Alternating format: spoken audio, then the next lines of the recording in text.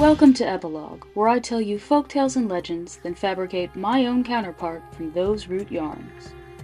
I am that lovable outcast who mixes potions and poisons for soon-to-be widows, but you can call me Izzie Cava. Today I want you to cast your minds back to just before the turn of the 20th century, a time when New England was plagued with consumption, or as we know it today, tuberculosis. I'm sure you all remember that in times of fear and uncertainty, there's no better moment for imaginations to run wild, as was the case with the New England vampire panic. This flight of fancy disturbed the eternal rest of many such victims, but the one whose name comes back for us is Mercy Brown of Exeter, Rhode Island. Mercy's mother and sister were claimed by consumption, and she joined them in the year 1892. Shortly after Mercy's death, her brother fell ill. Convinced it was the undead spirit of the daughter he lost back for their lives, Mercy's father went to the mausoleum and opened the caskets. He found that Mercy's mother had decayed magnificently, as had her sister. But when he opened Mercy's casket, her body showed no signs of ever having died. In fact, it almost seemed that her hair was still growing. But what was most frightening was that there was still blood in her heart when they cut it out of her chest, cementing their belief that Mercy Brown was a monster. Her heart and liver were burned, and the ashes mixed into her brother's medicine in an effort to cure him. But he died a few months later, in the spring. It had been winter when Mercy died, and her body had been kept in a stone mausoleum in the coldest months of the year, which is surely the cause of her preservation.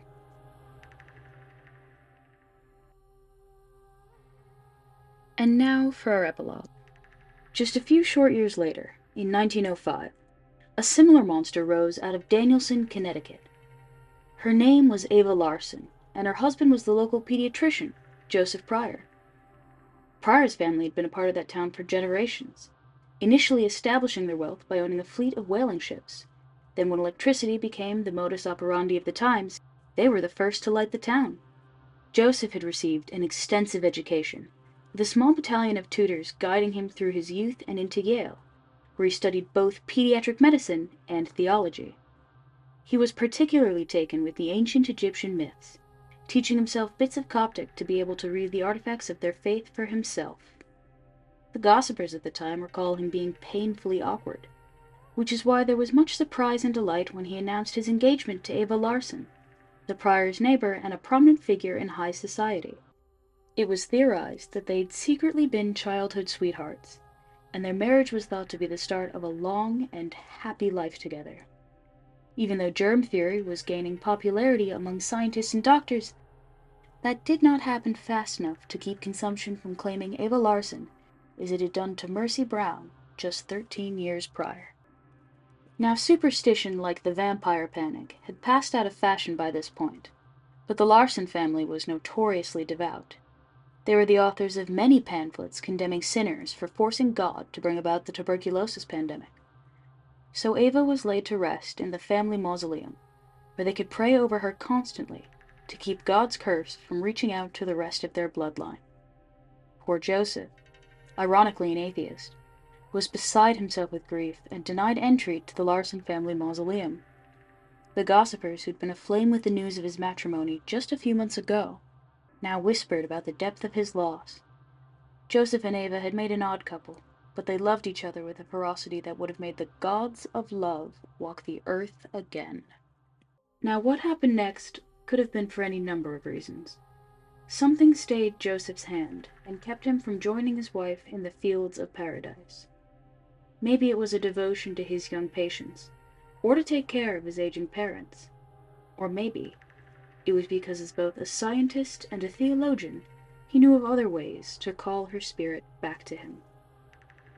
A gravedigger working by lamplight heard a disturbance in the Larson family mausoleum. Grave robbing and body snatching were also declining in popularity with the turn of the century, but the gravedigger remembered that time well. But with it being so late and the night so cold, he decided to wait until morning to investigate the disturbance.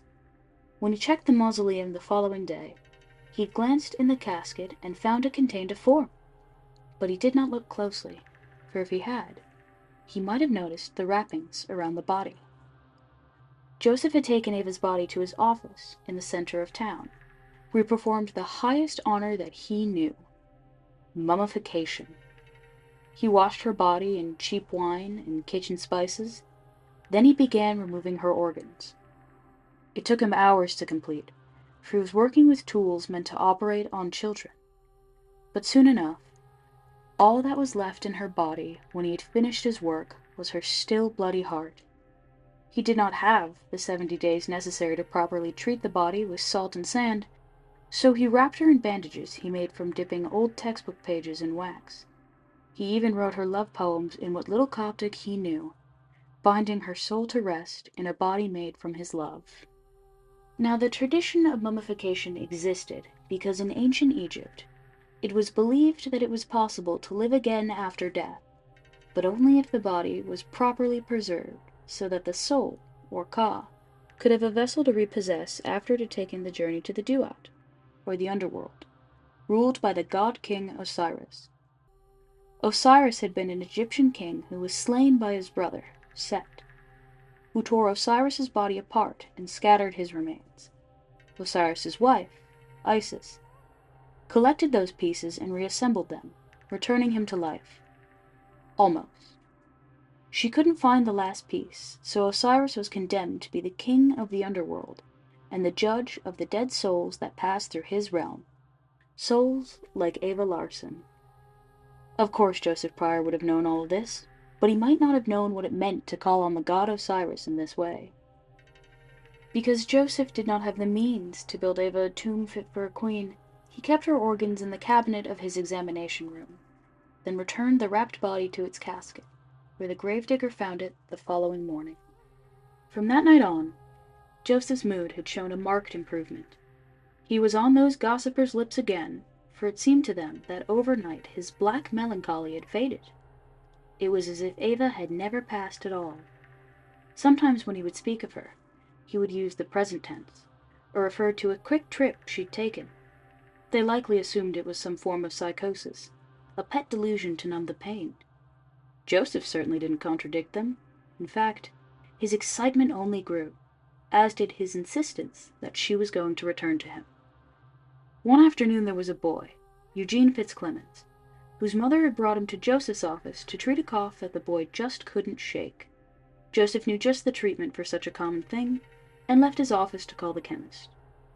Now Eugene Fitzclemens was no more than 6, and in spite of his condition, the vitality and boundless enthusiasm of youth must have cascaded from him in fits of running, jumping, shrieking, and entirely ignoring his mother. He jumped from the table where he was examined onto the scale, then he knocked everything off the table, and finally, he opened the cabinet doors. His mother looked in, then she screamed and screamed. Joseph's secretary was the first to arrive, and she joined Eugene's mother in that fearful chorus. Eugene started to cry, for Ava's organs were lovingly preserved and very poorly hidden in that cabinet. The Fitzclemens family ran to the police station to file a report, and when the chief stormed into Joseph's office, he found Joseph waiting for him, in front of his gruesome trophies. Joseph Prior was arrested and sentenced to 10 years in prison for the desecration of Ava Larson's body, but he never once showed a hint of remorse. Indeed, sources say he was eerily proud of the work he had done. Terrified by his demeanor and the state they could find Ava's remains in, the Larson family asked a priest to be present when they opened the casket to see what had become of her. By ancient standards, the bandages were expertly applied, and when they tore them from her face, the blush on her cheeks suggested that she'd merely been sleeping, not that she'd been dead for some months. The medical examiner performed an autopsy on the body and found that her heart still had red blood in it. The autopsy report is one of the strangest in medical history. Because of the condition of her body, Ava almost broke apart under the medical examiner's knife, and he had to sew all the pieces of her back together again. He returned her organs to their proper place before the final stitch, all save the heart, which, unbeknownst to the family, he kept aside to study.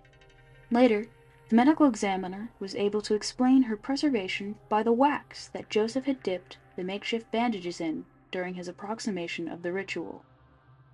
But even if the bandages were coated in wax, why then was there a blush on Ava Larson's cheek? And where had her heart gone? That was the final question of this case, for after Joseph's release, he'd broken into the medical examiner's office, but he couldn't find it. Her heart had gone missing shortly after it had been removed from her body. Lacking in the final piece of his ritual, Joseph believed he had failed in his mission and that Ava was lost to the duat forever. This drove him insane, and he spent the rest of his life in mental hospitals up and down the East Coast. It may have brought him some comfort to know that a century later, enough forensic scientists had questioned the strangeness surrounding Ava Larson's death, so the state granted them permission to enter the mausoleum and see the body for themselves. But when they opened the casket, it was empty of everything except a scrap of paper, a Coptic poem written on a textbook page, proclaiming Joseph's eternal love for Ava. That's the end of today's tale. I hope you've enjoyed it as much as I've enjoyed telling it. Please remember to like, share, and tell all your friends. Join me next time for more fabricated folktales on Epilogue.